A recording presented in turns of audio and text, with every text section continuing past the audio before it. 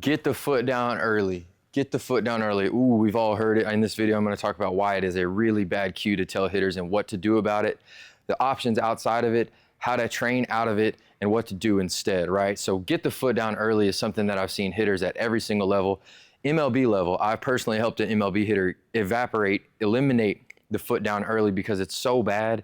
And I'm going to tell you what it leads to, right? So you may think that get the foot down early is good because it stops things, right? But guess what?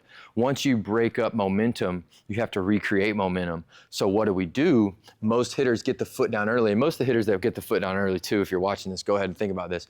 They get the foot down early, and then the hands have to go again. So we're starting, we stop momentum, we dip our toe in the water is what I say, and then we get this big move up top, and guess what? No one is strong enough to get their foot down early and hold their ground without the hips sliding and shifting forward. When the hips shift forward, guess what happens?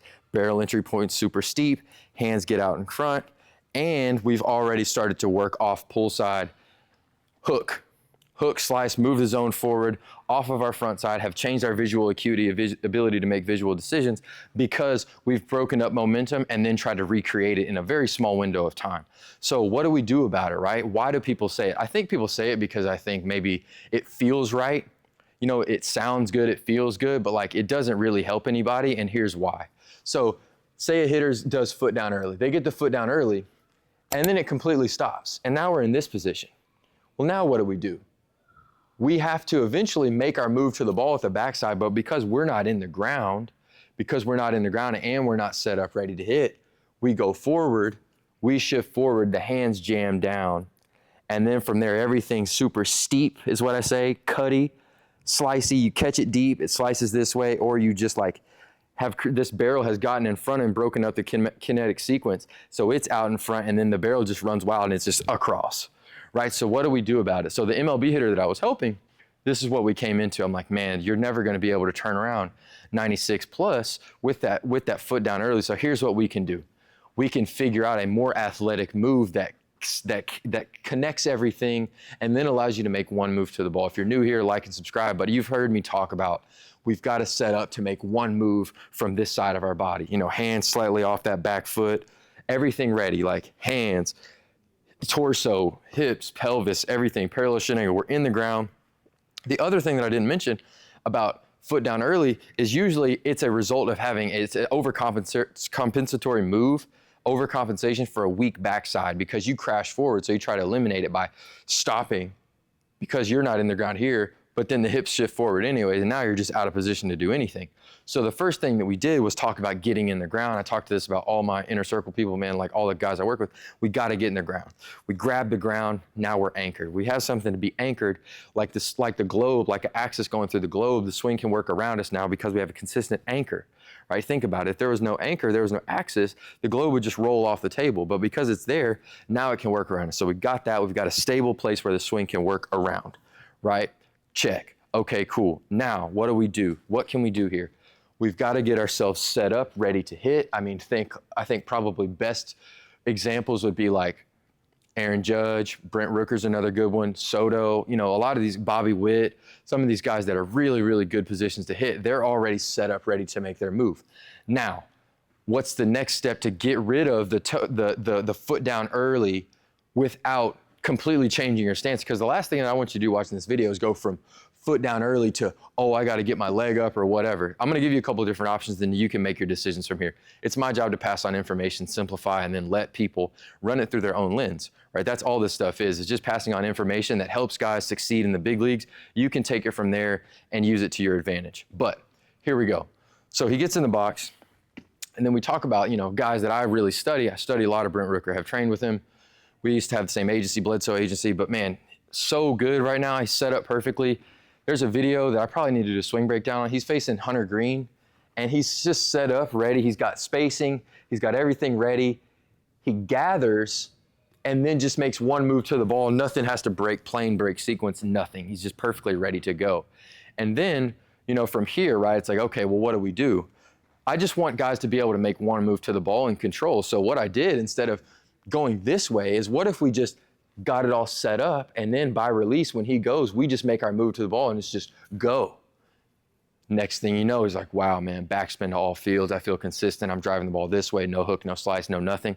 I can get to anything that I want. When we put the video side by side, it was crazy. So I would recommend, instead of foot down early, maybe it's a gather, right? How do we train out of foot down early? We start to figure out what it's like to use the ground and get in the backside. So we get in the ground and we hold our ground here, right? He almost has this back knee like towards the catcher. So now we can hold ground and give everything else permission to move forward. So it's like here, and then it's just go. And that's a pretty athletic, dynamic, efficient move. And that's what we're looking for. That's all everyone's looking for. How can I make this move that's super efficient with no wasted movement, trim the fat, that creates backspin, pull side backspin, all these different things. Adjustability, maximum room for success, that's the goal. So how we got there and how we got out of the foot down early, dip the toe in the water, was instead we went backwards. So the first thing you can do is step back. So step back, land, right? Flat feet in the ground, over the backside, ready to go. Pause here, deliver the barrel, right? So we did that. Let me think about the other things that you did. The other thing would be getting to your landing position and then making a move. So, right, you're in position here, land, take inventory of where everything is, and then deliver the barrel, hit through the ball, right? Do all the things. It's not, again, every hitter, I need you to understand this, every hitter is a setup change away and a good coach away from unlocking a level that they never saw before. Because this guy is now going to take on anything with confidence and be able to turn around any pitcher. I'm watching it happen, right? But it's like, it's such a big difference. And it's all because of the setup. And it's all about explaining the benefits of this, because now, instead of us working against each other, right? We're taking stuff back, we're creating hip shoulder separation. We're back here, but we're not actually in the ground. We're out of position, stretched out. We still have to crash down and then crash across. Now we're syncing everything up, being ready to hit by release, ready to make one move to the ball. And it's efficient, it's athletic, it's dynamic. It allows you to make correct decisions instead of putting the foot down early. So let me think about this. The other thing that I would say about foot down early is that it ends up breaking momentum and it puts hitters in a weak position. Even Shohei Ohtani, who people may say that is a foot down early guy, technically, he never really leaves the ground, and he's also got backside held, but these hips never go forward. They here. He keeps this move, and then it's when he makes this finally move, it's like back here. He catches things a little bit deeper, but because he's got all the energy stored up on the backside ready to make one move. Now, the other thing that you could technically do is just be in a position where you just hit with your feet in the ground, right? It's better to do this and go no stride than it would be to go foot down early, because foot down early leads to disconnection at the hip level, and the hip shift forward and get out and everything else disconnects, break down, and that's when you're cooked, right? So understand that. Another drill that you can do is starting to find a way where you can, what I say, like get to landing position and then re-get your rhythm. So again, we're just getting it. If we get the backside in the ground right, we can just attack the ground with no fear of losing our backside. So, and I've made a video of that already, but we get in the ground, we get set up, and then we get comfortable getting to landing position. And what if you just reset and got rhythm from there? Maybe this is where you can hit from, right? Maybe that, instead of get the foot down early with 2 strikes, a coach telling a hitter that, what if we make that a solution? Because now we're putting a hitter in a place to succeed instead of in a place to fail. And that's the whole goal with everything, man, is put yourself in a position to where the setup is clean and you can make decisions at high speeds with efficient moves.